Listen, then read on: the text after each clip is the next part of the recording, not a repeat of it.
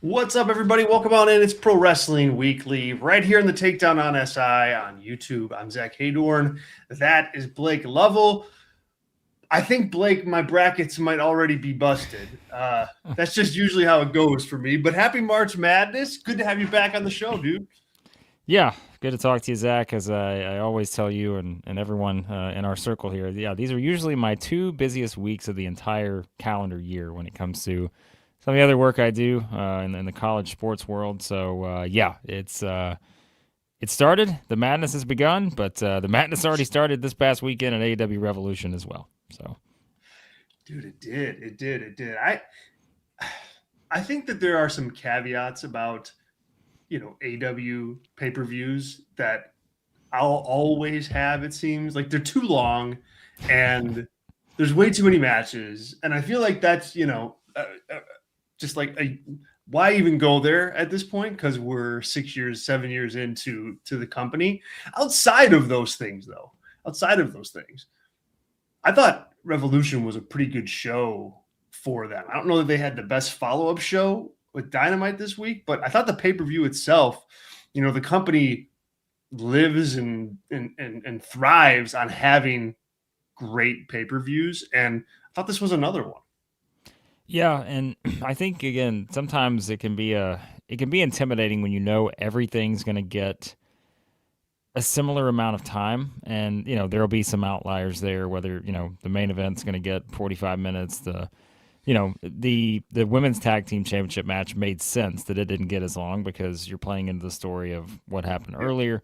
But it can be intimidating. You're like, hey, there's so many great matches, and there's a certain length that they're going to hit, and so yeah, like it can be a long deal. But I think at the same time, like you said, it was something where you just had a lot of good stuff, and I think it's you set up a lot of stuff moving forward. A lot of noteworthy things, and I think that's always to me the biggest one of the key parts of whether you define it as a success or not is do you have stuff coming out of it that is noteworthy that people are talking about? And I mean, they had several things on the show coming out of it where it's like, some things may not have been for you, as we'll get into in just a second with the main event. I don't know if it was for everybody, but at the same time, like people are talking about it. They're talking about Ronda Rousey. They're talking about Will Ospreay and so forth. And so, you've got the Copeland and Christian stuff coming up now. So, yeah, I mean, there's plenty to go back on and be like, all right, they set up a lot of stuff, and now you kind of keep that march going towards your biggest pay-per-view of the year coming up in several months, and it feels like they've already put in motion some things that'll be ready for that. So It sure does. It sure does. What would you classify as like the match of the night for you from Revolution? Because I don't know. I could go a couple different ways on it, but I landed in a certain spot. Wanted to see where you landed. look, the FTR Bucks match exceeded expectations probably just because I think we said going in, like, what else can you do here? We had seen it before. I thought it exceeded my expectations, and admittedly, I've always said, like, I won't be shy about it. Like, there are just some things with the Bucks that it's not my thing sometimes. It just depends on what the match is and your opponent. But I thought these two have always kind of, to me, been fantastic together. That's why they went back this route. So that exceeded expectations. I'd say though that the match of the night for me was Moxley and Takeshita, which again I don't think should be a huge surprise because we look at what they've done previously, and I think these two have kind of been gold together, and the chemistry is sort of undeniable. So I mean, like you said though, there's a lot to choose from, but I would probably go with Moxley and Takeshita as mine. I love that match too. That's my match of the night also, and I think that like the two of those guys just have such great chemistry together. Like it doesn't really matter like what they do. It doesn't matter what moves they do. It doesn't matter what punches they throw. It doesn't matter what title is on the line. Like there's just an intensity to those matches that I think it's fantastic. And so yeah, it's weird to say on a show that included a wild Texas death match, which we'll talk in a minute, and a really fun tag team match to open the show that I didn't have this on my list to be, the match of the night with that other stuff going on, but I was pleasantly surprised by that. Yeah.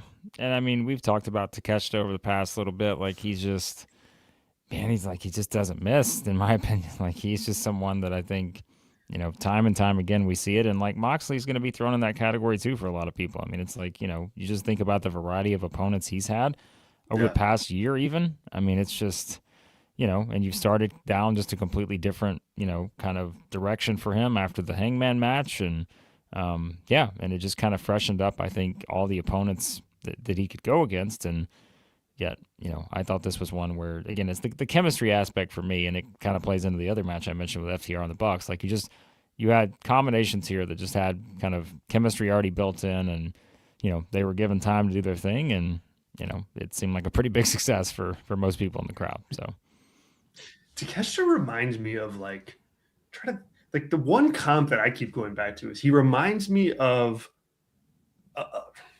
not necessarily in style and or like look, obviously, but mhm. he reminds me of Samoa Joe during Mm, Joe's ROH title reign, in the early 2000s, like yeah, where everybody he worked with, it was like this classic match.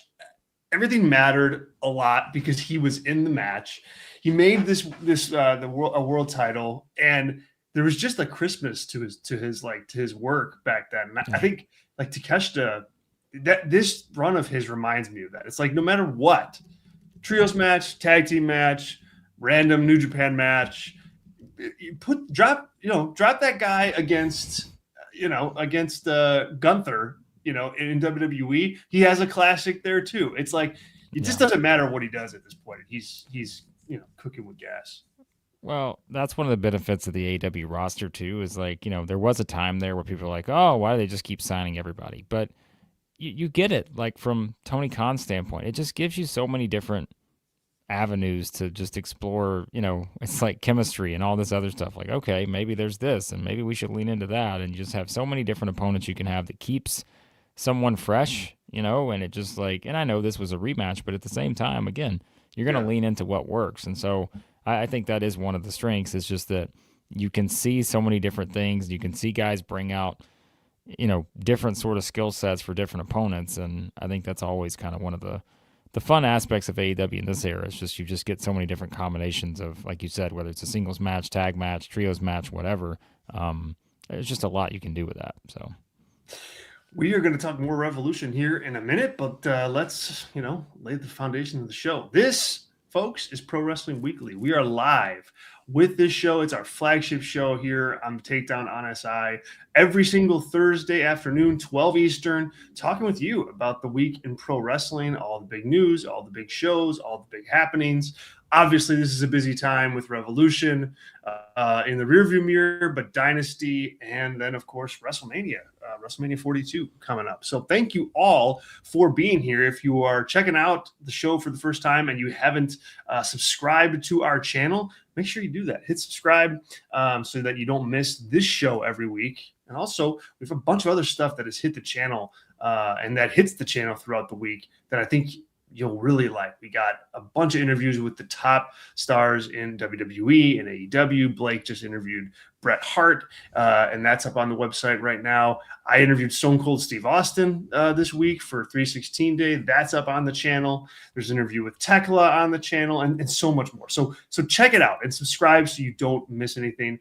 If you're watching the video live here today, and you can give it a like, that certainly would help us out. Helps us reach some new pro wrestling fans out there. So thank you in advance for that.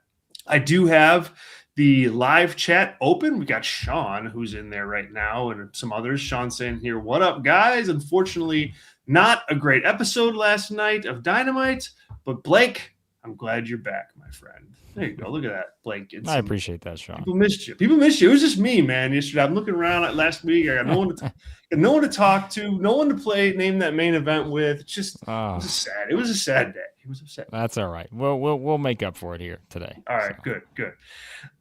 Thanks, Sean. Appreciate it. If you guys are in the chat and you want to get your questions in, drop them there. We'll try to get to as many as we can. If you want to make sure we read them, go ahead and leave us a super chat, and that way we can definitely get to your question, your comment, your rant, your rave, and we'll make sure to hit all of those, and we appreciate it. Appreciate the tip in the tip jar, helps us out, and we thank you in advance for that. Sean also says here, Zach, fun interview with Stone Cold and Blake. We'll listen to your video tomorrow. It's a video with Brett or just the written? It's a written one. Sorry, yeah, Sean. Brett always says he gets himself in trouble sometimes on podcasts, so we just did a written story. So we didn't want to let Brett get himself in trouble. So we don't want Brett to get we don't.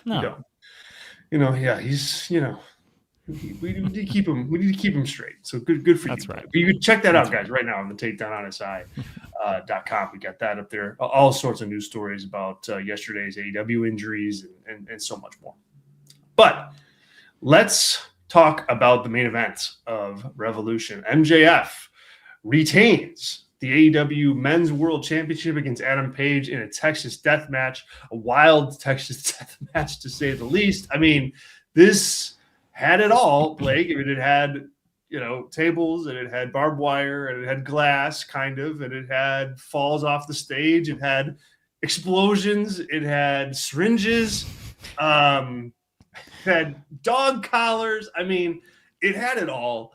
The death matches aren't typically my thing. Like I don't throw on a GCW show usually to see a Texas death or to see a death match of some kind. Like it's just not my thing. And the reason is because usually it's just not earned violence. It's just kind of like, all right, we're just going to just beat the tar out of each other. And it's kind of like torture porn. And it's just like, okay, we're just going to do this. I don't mind though, a violent death match or hardcore match or street fight when it is earned from a storyline perspective. And that's kind of where I'm landing on this one. Like, I don't need to see matches over and over again with syringes or barbed wire or crazy blood or anything, like nothing will happen to me if I don't see that. However, sometimes I think you do need to deliver what you're selling. And they sold you a very violent Texas death match that, in storyline canon was going to have a long-term impact on AEW and on both these guys. So to that end, I think you couldn't go out there and have like one table spot and that's it. Like you had to turn the volume up on the violence. They certainly did. That means you're putting on a match that isn't going to be for everybody. I recognize that too. But I thought for the storyline in place and what was at stake and what was on the line and how they sold everything, I think the match was kind of in line with the amount of violence I think it needed. It's to me, it's like it's expectation versus personal enjoyment. And did I personally enjoy this? No. Like I didn't personally enjoy it just because it's not like my type of thing, right? But from an expectation standpoint, if I remove that for a second, like this is exactly what should have been expected. Like this is exactly what the story pushed, and you knew you were going to get this level of chaos. And so did I have a problem with it from that standpoint? No, I didn't, because you knew this is where this was headed. Now, like you said, these are the kind of matches that, not everyone's going to always enjoy this stuff. Like I said, it's not my thing. But I also understand that from the standpoint, if you followed the story, this was where they were going to go with it. And this is now something where, having done this, you have now, again, kind of set in motion lots of different things when it comes to now you've got a stipulation that has to be upheld with Hangman, and there's intrigue with what happens next. You've got MJF, who just won a match like this, and it's like, well, wait a second. Like, okay, now all of a sudden that changes your outlook a little bit on MJF because he found a way within all the chaos to still win. Yeah, it was a lot. Like there's no question about it. But like I said, I don't. But it's like, I mean, that's the thing where it's like I did see some comments where people were like, well, man, like how could they do this? And I'm like, you had to know they were going to do this. Like you had to know this was the direction this was going to go, and they had sold the entire story based off of this. Like, why did they go to Texas Death Match in the first place? Because you knew you were going to get all this. So if it had been a singles match and all of a sudden, you just get all this stuff and, chaos ensues, then yeah, that's a problem. But it's a Texas death match. We've already seen what that kind of sets as the tone in other matches they've had before in AEW. So, again, I think there can be two things true at the same time. You don't always have to enjoy it. And for some people like myself, maybe it's, I'm not going to necessarily always just fire up people putting syringes through someone else's mouth. That's not going to be the first thing I turn to, Zach. Believe it or not. I know that surprises you. But at the same time, like, it's a match that told a story, and the story going into it was probably exactly what you should have expected from a match like this.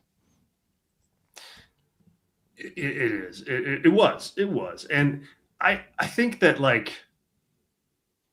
it would just have been, it would be a totally different conversation if they didn't do anything. Like, if they were like, oh yeah, right. Well, we promised Texas. It's like WWE Hell in a Cell matches from a couple years ago. Like, it's just like, okay, like, they're taking place inside the cell, but and they talk about it like it's this big thing, but it's not really. There's no blood and there's no anything, and it's just kind of just blah. And so, I think that's worse than, some gratuitous violence, and this certainly had that. It certainly had that.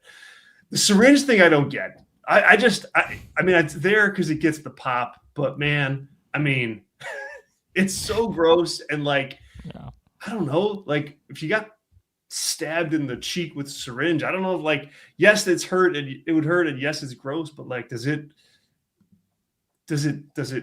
make you want to stay down? Like, I don't know. Like, I don't think it does. Sean has the best comment on this. Yeah, take everything I said, Sean, but don't apply it to the syringe. Sean says, I don't think the syringe told a story, to be fair. I would agree with that. I don't think a syringe tells a story here. But, that's where, again, for good or bad, they like the callbacks. And when you knew it happened one time, you knew it wasn't going to be the only time it ever happened. And I just think that, they're playing it into the Hangman part of this. And like I mentioned, it's a lot. Like, this is, again, it's a professional wrestling match. There's a lot coming out of a match like this that you just think about. 1 30-second stretch, for most matches that's probably the thing we're talking about coming out of it, is that 1 30-second stretch where this happened or that happened, and that's what caused the finish. But in this one, you had like 10 of those, and it's piled on top of each other. And so that makes it a little bit harder sometimes to just sort of step back and be like, oh yeah, I actually forgot about the time they, hit each other over the head with a cinder block or whatever, like, just as an example of any match. And I'm just, because they use the syringe, and it's just, that can be the issue when you talk about matches like this as well, to play that side too. The other thing that I would say about this, and we'll get into Adam Page here in a minute, is just you can't have these matches all the time. Like, you can have them when it makes sense, but then they basically had like a mini version of it on Dynamite with Mina Shirakawa and Marina Shafir, like, out of nowhere. So it's like, that's where I think you need to, like, control yourself with the violence. It's not like, when it's time to do it, okay, fine, do it, and do it like you want to do it. But man, I mean, pick your spots. And it's just in a random, no holds barred match with Mina Shirakawa and Marina Shafir that was, literally put out there because they had nothing else to do. It's like, you got to know when to play those cards, and that's where I think AEW can get themselves in trouble. So Adam Page loses this match. He loses to MJF. He now cannot challenge for the AEW World Championship ever again. That was the stip. Tony Khan in the post-show press conference said that it's a handshake agreement. It's a verbal agreement. Nothing written in stone, nothing on paper from Adam Page. I mean, Blake, is that them leaving the door open for them to go back on this, or, where do you think this goes? I think it's absolutely leaving the door open, because I think the way I feel like Tony Khan looks at this is not about AEW and the stipulation. This is about Hangman and the stipulation, meaning that he is the central figure here who decides whether he holds his word or he goes back on his word. And I think to me, that is the story that you tell, is that eventually this is a man who we've seen in different iterations be at the top, fall to the bottom. And I think like you're expecting, in my opinion, because they would not do this. I feel very confident, knowing the reaction of the Cody thing the first time around. They would not do this unless they had the plan in place of here's exactly how we're going to get out of this. And I think to me, somehow that story has to just involve, right, the ultimate sort of meltdown of Hangman Page, where eventually, in whatever iteration of the story you want to tell, like the title is the thing that sort of kept him sane. It's the thing that sort of kept him on this whatever. And once he realizes that there's no way back to that or whatever, and that sets in, you've got to have that a guy who just absolutely loses it. And I feel like that's the only way you can get there, because if he's going to go back on his word and ever get a title shot again, to me, Zach, like it's got to come.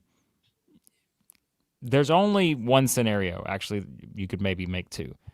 It's either eventually against MJF at some point down the road, and I don't mean in the next 3 months, or it's something with Swerve, right? To where the only thing that warrants it is kind of part two of Hangman has to save AEW from Swerve, the most dangerous man in AEW, at some point, and the only way to do that is to get the title back the same way he did against Moxley. So you got options here that it can absolutely work within the story. They didn't execute the Cody one the right way. We all know that. But like, I think because of Hangman and the complications of a character like this and how they put it together, you can absolutely work around this and make it fit for the story, even if it's not going to be everyone's excitement to ever see, oh, well, Hangman should never challenge for the title ever again. It's wrestling, man. Like, he will, and they'll find a way to make it work. So that's my take too. I mean, this is more of a, I don't know what it was supposed to be with Cody, but to your point, like they did not execute it well. In this case, I think there's enough doors left open where they can walk through them reasonably and get to another title match with Adam Page, and I think that's what they're going to do. Like I don't think he's going to get one, next week or in a month, but I think, a year from now, you could be talking like him getting one again. And I think that's the big story. I mean, look, some of the biggest, creative positives for the company has been Adam Page on the chase to redemption, right? Yeah. Like the first time chasing down the title, big storyline, big business for the company. Second time at All In, same thing, him taking down the Death Riders. Well, now, you got a third one, and so it delivers. Now, like, is it going to stick this time? Well, we don't know yet, but I think that's what they've set up here. I think that's what they and here's the thing too, to me, here's how you have to do it if you're AEW. You have to get the story to where the fans are rooting and want Hangman to go back on his word and go for the title. So that, to me, is the biggest part of this. Like, you have to get the fans on his side to where the fans are the ones who are like, okay, yep, we want to stick to stipulations here. But there has to be a breaking point where they're like, you know what?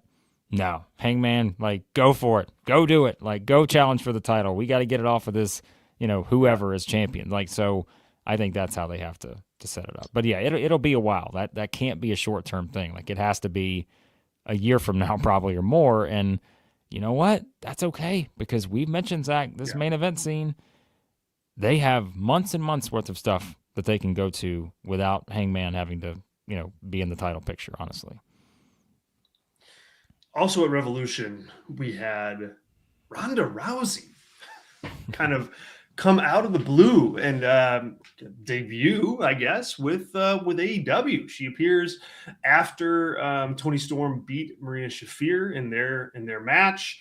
Ronda Rousey, points to the ring, calls Toni Storm down. They have a little stare off. It almost gets physical, but then doesn't.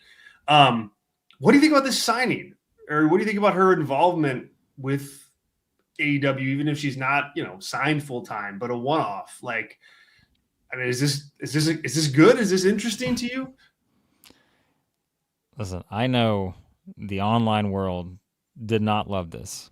But if I'm Tony Khan, like I am just this morning, like I just continue to pat myself on the back for this move. Like I think this is an absolute no-brainer when you consider that Ronda Rousey has been the talk of, MMA, wrestling, whatever. She's been everywhere promoting this upcoming fight with Gina Carano.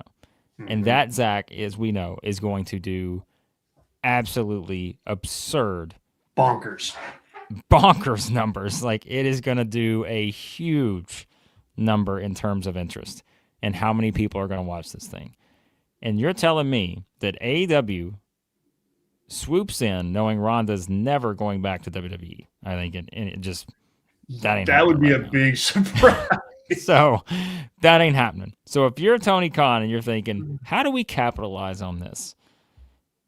I thought it was brilliant. Like, what a decision, what an idea to somehow get her there and then connect her with Toni Storm, your biggest star, and inevitably start setting in motion Ronda coming out of that fight.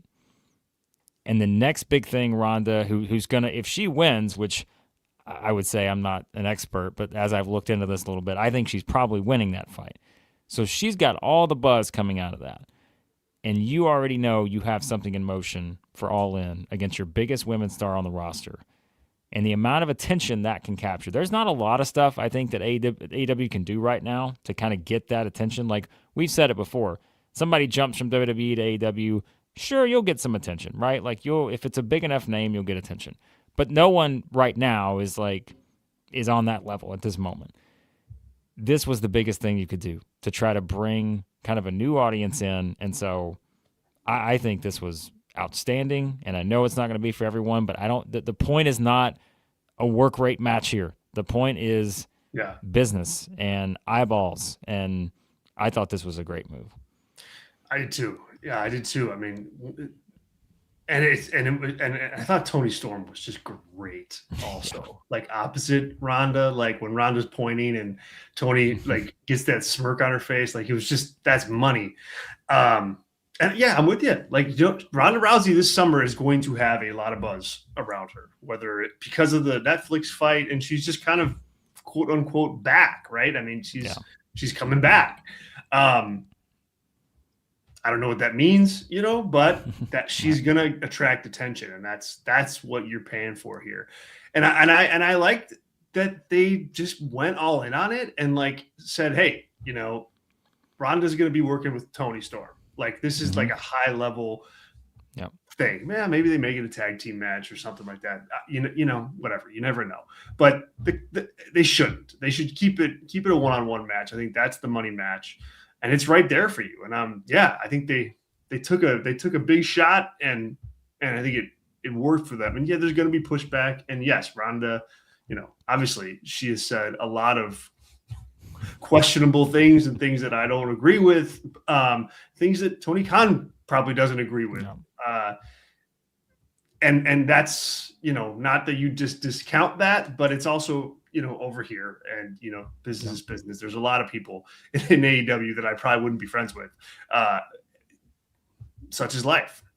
Yeah.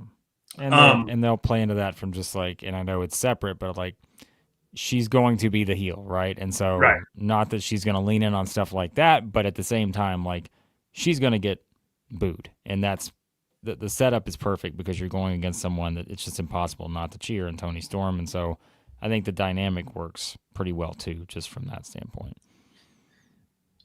Final Revolution topic before we get into some other stuff here on Pro Wrestling Weekly. Will Ospreay is back in AEW. Kind of, I don't want to say like unceremoniously back because, it was on pay-per-view and like he's getting some, time, but it wasn't something that they used. They didn't promote him. They didn't like promote him to try to like pop a buy rate. They did, kind of present and, use his return match to get some attention on Dynamite this week. But it was, a match against Blake Christian. And, it wasn't like your classic Will Ospreay match. Were you wincing at all on Sunday when you're watching him fly Yes. around the ring? I was, man. I was just like, oh, dude, corkscrew moonsault on the you've only been back for like 30 seconds. Like, jeez. Like, it wasn't just that either. It's like after the match against Blake Christian, I'm watching Pac, up there, and I'm Yeah, like, dude. please Yeah.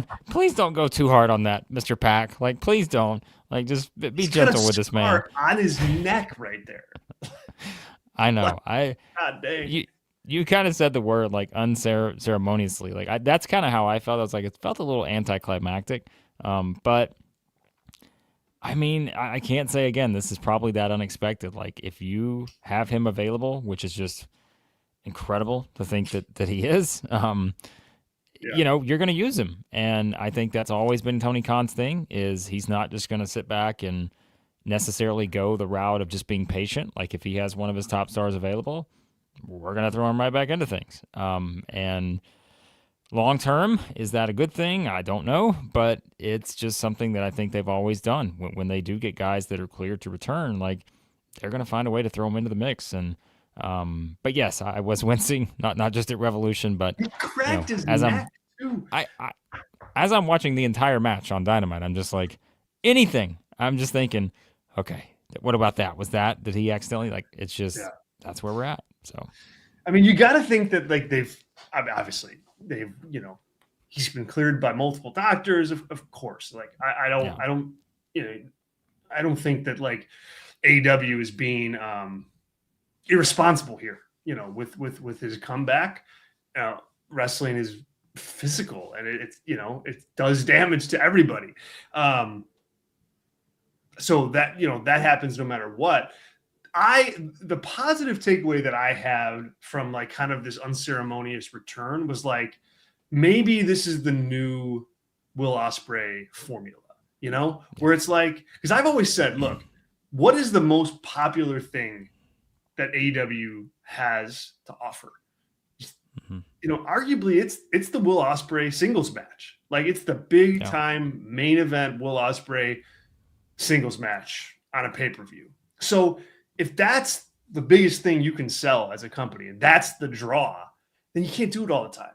And I'm glad, Blake Christian got quite a bit of offense in, but it wasn't significant offense. Like the match was not designed to like be this burner of a match, Will Ospreay style. And he did wrestle those before against random, jobber opponents essentially. So I'm fine if this is the new formula for him, where we put him out there. He wrestles like a normal person in regular Dynamite matches. And then, look, when it's time to draw, when it's time to sell some tickets, when you're in front of, 75,000 people inside Wembley Stadium, deliver the Will Ospreay match if you can. I just think it's a smart play to lean into that as the top draw in your company, because I think it is. And the company, I mean, their top focus is the in-ring performance, and he's your best. So, anytime I think, again, injury history and all that, like obviously it's there on your mind, but anytime you have a chance to put your best person in the area that you prioritize the most, like you got to do it. And so, yeah, like I mean, that's just where they're at, and that's always been their mindset. So I can't say this should be any different than any other situation sort of that they've done before in these kind of scenarios. This is Pro Wrestling Weekly, though. We're live with this show every single Thursday afternoon, 12 Eastern, right here, talking with you about pro wrestling. We got a super chat from Sean here that I want to get to in regards to Marina Shafir. Sean says here, thank you, Sean, for the super chat, man. We appreciate the support. Thank you so much. Sean says, Mina beating Marina was awful. Capital AWFUL. And the match was even worse. Also capital. Those chair shots were so bad that made no sense. I was pretty confused by this as well. Like, I was like, Mina Shirakawa is beating Marina Shafir? Like, now, if you would ask me 6 months ago whether or not Marina Shafir should be getting, TV wins over people, I'd been like, come on, no. But she's got momentum now. She's Ronda Rousey's out of her side. Like, I thought this was a weird call, especially given the circumstances of it wasn't even the actual match. No, this was very like when I saw this, I was like, I think I was doing something at the time, and I had to look back up. I'm like, hang on a second, wait a minute, what? Like, hold on, is that what happened? Like, I was stunned by this. Like, I would, again, you always have your expectation going in, and I would say fair, unfair. Sometimes, like AEW, these TV matches can be predictable in terms of like you have a pretty good idea of who's going to win. Um, Maybe it was done with a design of surprising you once, but I didn't think this was necessarily the place to surprise us with Right. Shafir, just because I mean it's Marina Shafir, and we talked about I think just the work she's done over the past little bit, and that she's going to be involved in this somehow. I mean, there's an easy tag match to get to, with the Rousey effect if you want to do that, but I don't know how this warrants that necessarily. Marina needs backup. I don't think that's the story you're wanting to tell. So, yeah, this was interesting. And it came on a pretty interesting episode of Dynamite that 2 matches before you had a coffin match. So Right. I don't know. It just was. It was a weird episode of Dynamite, I would say. The coffin match, man. Like, that was, dude, I don't know. Like, something felt off about that. Like the pre-tape at the beginning, like that with the car. I just think that I don't know. That threw it off for me, frankly. Like it was just a slow way to start because you knew it was pre-taped. You knew it wasn't going on right then, or the big spot wasn't going on right then. I think that was too cute, if you ask me. Too cute. Yeah, a little overproduced, I thought, with that. That too.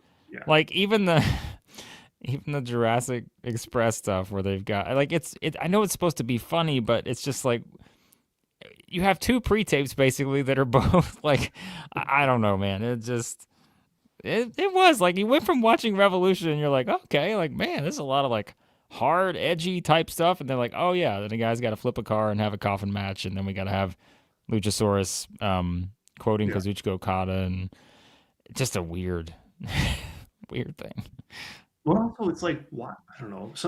I'm not even big on getting like too much into like the hidden cameras and stuff like that. But it's like, why were they filming Jack Perry at his house getting his keys? Like, why are we doing this? Why are we doing this? Oh man. Let's pivot. Let's pivot to WWE because there's a major angle on SmackDown last week. Randy Orton turned heel, I think, against Cody Rhodes. Orton beats Cody Rhodes to a pulp, like on the steps of like the ring steps, the steel ring steps, chairs. Cody was bloodied up, shirt ripped off. I mean, this was Blake, I think, when you just look at the angle itself and you just look at that only, you're saying to yourself, man, that's a home run. I mean, it was vicious. It was, it made you want to see him fight, like all those things you want for a big angle like this. And this is the point I made on Brass Ring Media yesterday was I think that it may have been too good. Like, I think Randy Orton may have looked too freaking cool doing this, and I don't know that he gets booed after this. Like, you'd think in theory it's Cody, and he gets like he's Cody. Cody's the ultimate babyface, right? And Orton did this to him, but there's just something about Randy Orton where it's like I just don't know that the guy can get legit heat anymore because when he acts heelish like this, he comes across as like such a badass. Yeah, in 2026, the cool Randy Orton heel from 2009 or whatever Aleister Black has been bringing up time and time again. Like, to this audience right now, that's the guy you want to cheer because he actually is someone who has a bit of an edge to him. Like, whereas Cody, he just doesn't come across that way. And so I think they are going to do everything they can to get Cody some sympathy here. And you will get it from the kids and other portions of the crowd. But I just am of the opinion that whenever we get to WrestleMania, no matter what they do here, like, because how can you go further than that, right? I mean, what's Randy Orton going to do now to Cody that's going to make people be like, oh, well, you know what? He shouldn't have done that. Well, I Unless almost he think they have brings, to go the opposite way. I almost think they have to yeah, like pull back. It's like, yeah, okay, now you've like signaled the heel turn. Now Randy can do nothing cool. Like he's got to lean yeah, into like right, the headlock Randy Orton guy. Like, or yeah, because yeah, that's how, I mean, I don't know, man. Like it's just that to me, like no RKO. I mean, it's ridiculous what I'm saying. It yeah, will never happen. right, But yeah, the people, people want to see that. And so yeah. it's like less, I think is more at this point. Well, and look, I know Sean's saying that yes, that they wouldn't do this if they didn't have something great planned, and I agree with that. Like they know where they're going here. Now we hadn't been able to say that for a while because I don't think they did know where they were going for a couple months. But now that Yeah, now that sure. you have this story and you're leaning in on it, of course they know where they're going. That's why they did the tease on Raw with the whole "there's more than one royal family," which people are going to run with that and think it has to do with The Rock and all this stuff, or maybe it's just Cowboy Bob. Like it could be anyone, right? And there's all kinds of options, but I think that yes, that they're going to tell a good story here. And I had mentioned previously, like I just don't think it was going to be as easy as people thought of. Oh well, Cody's going to be the one that turns on Randy. That just was never going to happen right now, and it shouldn't happen right now. Too hard. Yeah. But I do feel like they are at least exploring some opportunities with Cody based on the stuff with Sammy and all that. But maybe, and I feel like they've gotten better at this, where they're just going to accept that no matter what the crowd does, no matter kind of how they respond, like this is the story they're telling, and they're okay if Cody gets booed a little bit at WrestleMania, which he will.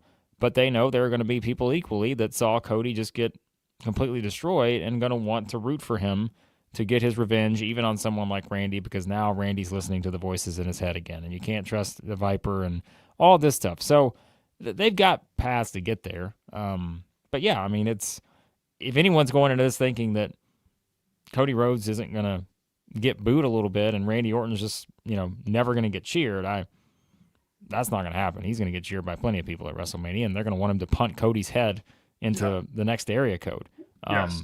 But No, they are, and that's where like I'm just not. Yeah, I'm not sure yet.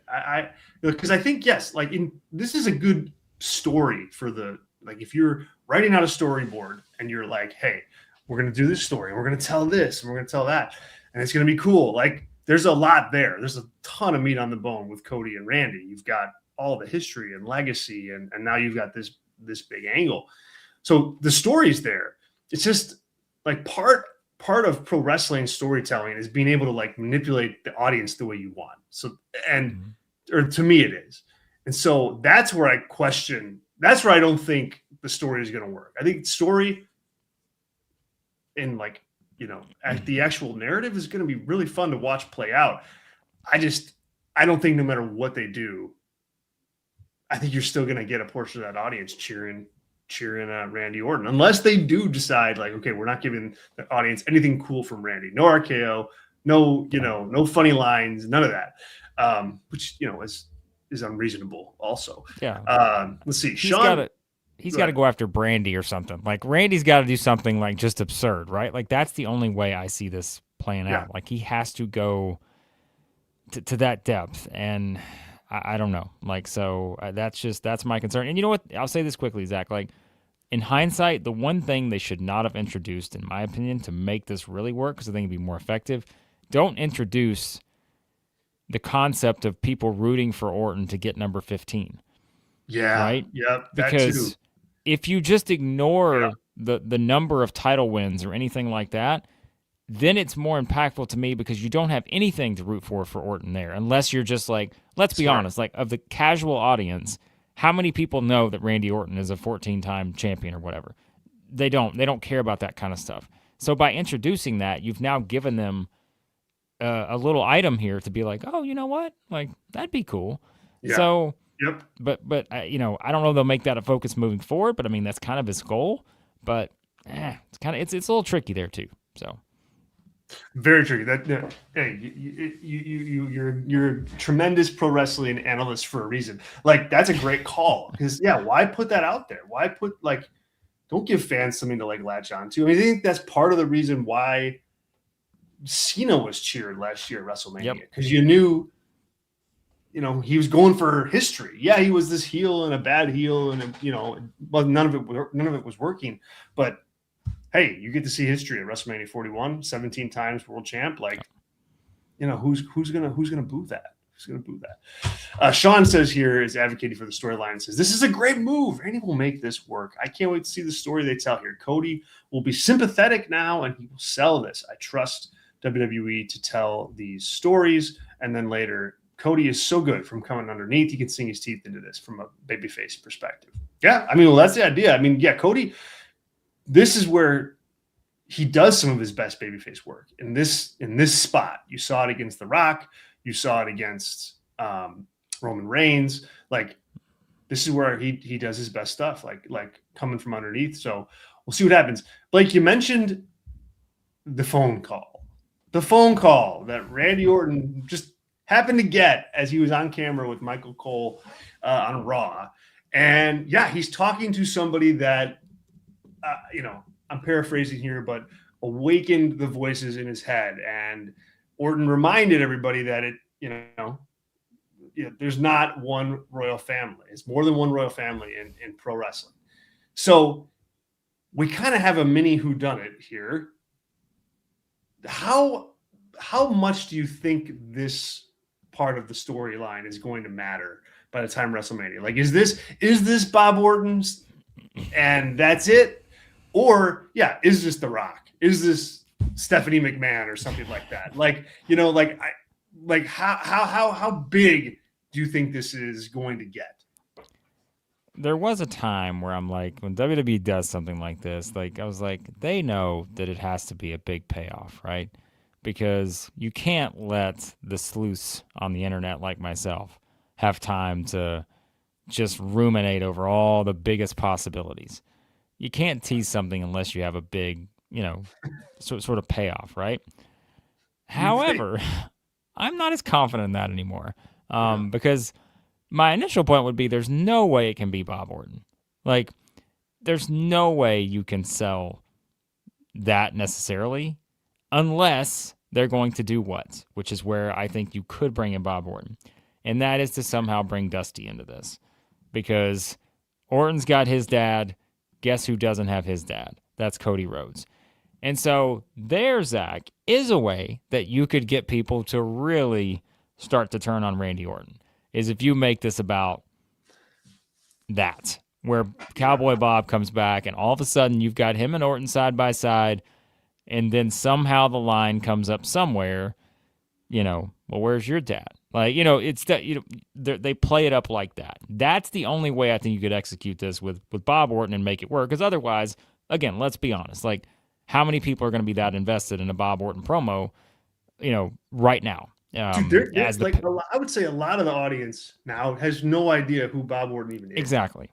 So there's not enough backstory within the storylines of WWE television to run with that and make that the payoff, unless you're going that route to where you're going to go, which, again, I mean, we've been there before with Cody, and I guess it's always an easy target, but you could do it with Randy Orton and Bob Orton just to that degree. Who else could it be? I mean, it's got to be like you're hinting at The Rock, right? I mean, let's call it what it is. If you're going to bring up stuff like that there's going to be people who run with the idea of The Rock. I don't see it happening because I'm just like. Then again, it's WrestleMania season, and I guess you never discount The Rock just all of a sudden popping up somewhere. But like, who else could it be? I don't know. That's the thing. Like, to me, like, I mean, when you think about what he said, like, hey, there's more than one royal family in wrestling. I'm paraphrasing again. Like, it's Rock and that family, right? It's the McMahons. Like, I think he's so okay. But obviously there's limited choices with that and who that could actually be. Vince McMahon walks out next week on Raw. Oh my gosh. Oh my God. Dude, we'd have to fire up a special live We would. post-Raw edition of Pro Wrestling Weekly to talk Yes. about that. Oh gosh. But like then it's Orton, and I kind of think that like you've convinced me that Bob Orton is the right way to go on this, because like it would be heelish for Randy to consider the Ortons on the level of like the Yeah. Rhodes family, or the McMahon family. Like now, again, they've got a really strong family lineage in pro wrestling, but not a lot of people know it. It's not talked about like it is for, Cody and Dusty and Dustin. So I think that'd be like a heelish move to like to bring out Bob Orton and be like, hey, we're the best family in wrestling, and people, roll their eyes at that. So I think there's some heat in that. Also, I think, when you look back at the Danhausen thing, like, and the heat that got because it underdelivered so much on like who was in the crate or what was in the crate, and it's this weird clown vampire guy. Like, I think there's heat in underdelivery in a meta space. Yeah. So it's like if you just bring out if it's just this terrible like reveal, that probably gets booed. Yeah, that's where I'm like, surely you understand that it can only be Bob Orton if you're going that route, and you're just like, we're going to venture into this territory. If it's not, you've got to know that people are going to be, thinking that it's either, The Rock, or I just don't like Stephanie McMahon. To me, just doesn't really make a lot of sense. But that's probably the only person. I mean, it can't be Triple H, right? Like, you can't. Please. Oh no, I just solved it. It's going to be Triple H. Oh no. Oh no. Like, I don't know what's going on here. So. Okay, so last thing on this, devil's advocate, I don't think it's gonna be The Rock, but you gotta remember, or like I can't forget that WrestleMania next year is in Saudi Arabia for the first time, or at least we think it's going to be there. Like, obviously, current events may change that, but as of right now, that's where it's going to be. We know WWE is going to pull out all the stops for that show. Does that mean, you set up Cody and Rock for WrestleMania next year with this angle? I mean, the road is there for us to drive down if we want to. Yeah, I would hesitate to set up anything a year in advance with The Rock. But True. I mean, but then given the amount of money that he would be getting for that, like, okay, Hollywood, see you later. Like, I'm going to go get this, $100 million for this match or whatever. Like, it's just like, yeah. So, all right, a couple more things that I want to make sure we get to here before turn on the tournament and not work the rest of the day. Me anyway, that you have to work. Right, it's a little different, yeah. Reigns Punk 3 on the microphone, round 3 this past week on Raw. Who won? Who won the promo battle this week? And are you entertained by this anymore? I feel like we're getting a little to the territory of, I think it's okay to just kind of leave it now. And I know you got a long time, but I wish they would have maybe spread these out even more, which is weird because you're like, everybody's always like, well, Reigns, he's never there. But I don't know, man. I feel like each one, to me, the first one was so good, right? Right. And I think you always were going to have a difficult time of coming back from that and being able to match the just, I thought, outstanding ability from both guys to get their points across in the first one. The second one, all of a sudden, we just kind of talked about it. Man, we go to dead dads. It seems to be maybe you know what? Surely they can't do that. They can't do that on this show too, right? Like, you can't have two storylines simultaneously bringing that up. My goodness. And so you go to that. And so all of our thinking is that Roman Reigns is going to have this great response, right? And he may bring up, Larry the dog, or he's got to do something that just pierces CM Punk to no end. Well, it turns out that he just had to say that Punk was old. And that's what crossed the line? I'll be honest, I didn't understand this one. I thought this one was about as underwhelming as it gets when it comes to these two. I just did not understand that. And maybe there will be something that comes into play here, but I thought that was a strange development here. It's a weak response from Roman, honestly. Like when you got a guy on the other side talking about your dead dad, and like your response is, "Hey man, you're old." Look at Adam's comment. Adam's comment here is tremendous. Adam says, I have punched 14 people for calling me old. Like, well, okay. Then, you know what? I was wrong. Oh, my God. That's hilarious. Goodness gracious. Oh, my gosh. I don't know that I can keep the show on track after That's great, Adam. Adam, thank you, sir, for that. Yeah, I'm with you, though. I mean, I think CM Punk won, but mainly because, mainly just because Roman's line was so bad. Like, it was so weak and so, like, yeah. All right, guys, we are going to go to an edition of Name That Main Event, and then we're going to ride off into the sunset. Blake, it's your turn. You're up. Yeah. What do you got? All right. Here you go. Here's the main events. You should be able to get the year based off of the competitors, but I feel like this is a tough one. I don't really remember the show very much. I remember some of these during this era, but there is one match I remember from the show, and I'll tell you what that is in a second. You may fondly remember it too. Bret the Hitman Hart. I want to get a little Bret main event in here. You got to get it in. Yep. Versus Diesel in a steel cage match for the WWF Championship. Holy crap. Oh, my God. All right, so we're talking 1995, I want to say. Later than that? Like, I can't remember if this is in Bret's run or if this is Diesel's run. Yeah. All right, you got me on this one. I'm going to say 1990. I'm going to say, just in the interest of making a guess, I'm going to say, let's see, Survivor Series 1995. Bret the Hitman Hart defeated Diesel to retain the steel cage, or he retained the steel cage, but he also retained the WWF Championship and this is when I just kind of forgot that it got into this timeline, but it did, and because things would change a little bit afterwards.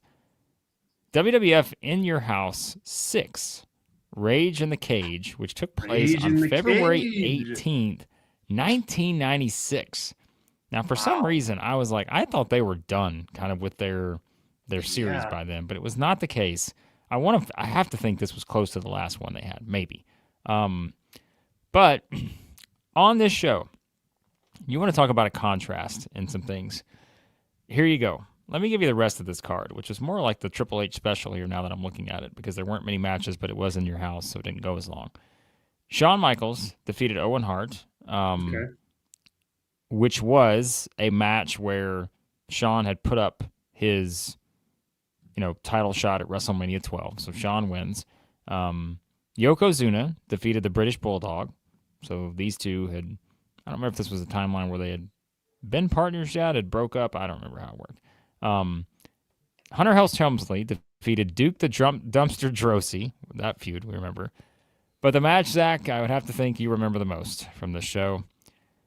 Razor Ramon defeated the 1-2-3 Kid with Ted DiBiase in a crybaby match where the loser must dress as a baby wearing a nappy and sucking from a bib. Dude, that's Vince McMahon fetishes all over the place. That is just, God, that's terrible. Louisville, Kentucky, congratulations, all 5,500 of you who watched the show. That was by the way, that was the match that kicked off the show. All right, that's your opeper. Wow, so, people paid to see this, guys. This wasn't like $5 for free on Paramount Plus. No, this was pay. This is why I love this segment, because it brings back awful memories like that. Oh, and now I can, like, there's a part of me that, like, in a previous era of WWE streaming, I'd go, you know what? I gotta see. I gotta sit through Razor Ramon against 1-2-3 Kid in the Crybaby match. Gotta see Imagine it. Jim Cornette in the Louisville Gardens is sitting there managing, he managed Michaels. I think he managed the Bulldog on this one. He's just thinking, oh, his proud history of Louisville. I can only imagine what he was thinking on this show. So Name that main event is a signature segment here on Pro Wrestling Weekly. Guys, thanks so much for being here. We appreciate it. Thanks, Sean, for the super chat and for chatting with us today. Adam, appreciate you. Thanks so much for being here. Everybody else who joined us today live, thank you. We're here all the time on Thursdays, 12 Eastern. Talking with You is our flagship show here on the Takedown on SI. Like this video, subscribe to the channel. We got interviews up right now with Steve Austin, Tekla, the dogs, and so much more on the channel. So you don't want to miss anything. Definitely hit subscribe so that you make sure that you get first dibs when new stuff drops. Blah, easy for me to say. Thank you once again. Hopefully everybody enjoys March Madness this weekend if you are partaking, and we'll catch you guys next week right here, Pro Wrestling Weekly on the Takedown on SI on YouTube. See ya.